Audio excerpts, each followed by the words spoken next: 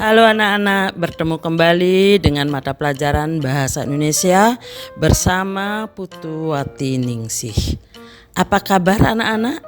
Semoga kalian dalam keadaan sehat dan semangat mengikuti pembelajaran Bahasa Indonesia. Sebelum memulai, mari sejenak berdoa. Semoga kita selalu dalam lindungan Tuhan yang Maha Esa. Perlu juga Ibu ingatkan, disiplin dengan prokes.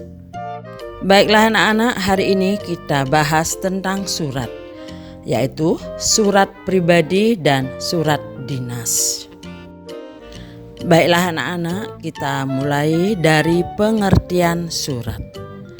Surat adalah sarana komunikasi untuk menyampaikan informasi tertulis oleh suatu pihak kepada pihak lain dengan tujuan memberitahukan maksud pesan dari pengirim. Baiklah anak-anak, pengertian surat secara umum sudah Ibu sampaikan. Kita lanjut ke pengertian surat pribadi. Surat pribadi adalah surat yang digunakan untuk berkomunikasi secara pribadi, bersifat tidak resmi, dan berisi tentang masalah pribadi. Surat pribadi ditulis oleh seorang individu atau perorangan untuk orang lain atau instansi lain. Oleh karena itu, bahasa dari surat pribadi bersifat pribadi, santai, mudah dipahami, dan komunikatif. Pengertian surat dinas adalah surat yang dikeluarkan oleh suatu instansi atau organisasi yang ditujukan untuk perorangan atau instansi atau organisasi lain.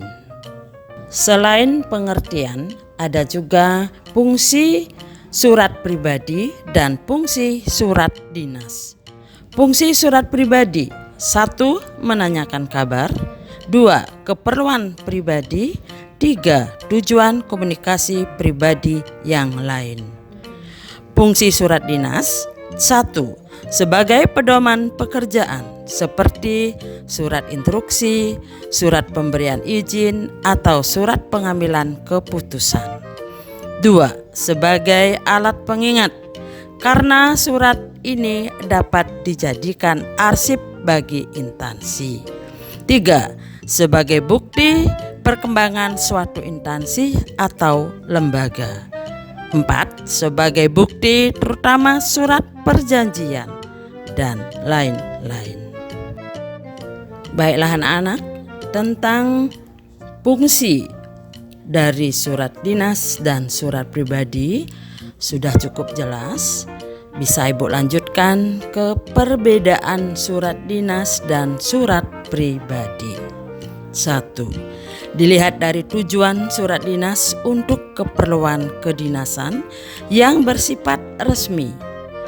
Kalau surat pribadi untuk keperluan pribadi antara satu orang dengan orang lain.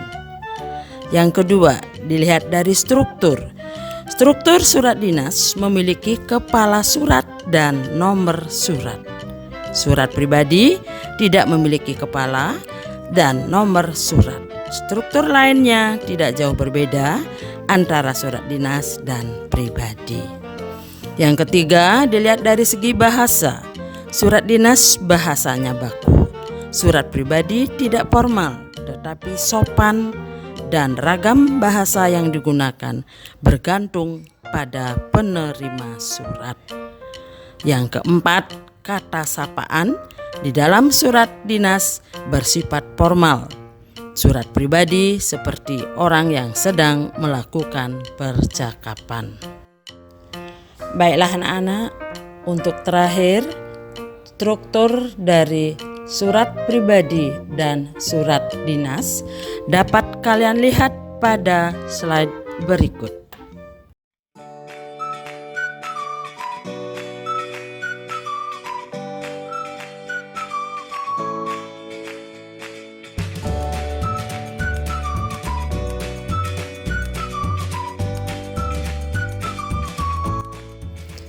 Sekian pembelajaran hari ini.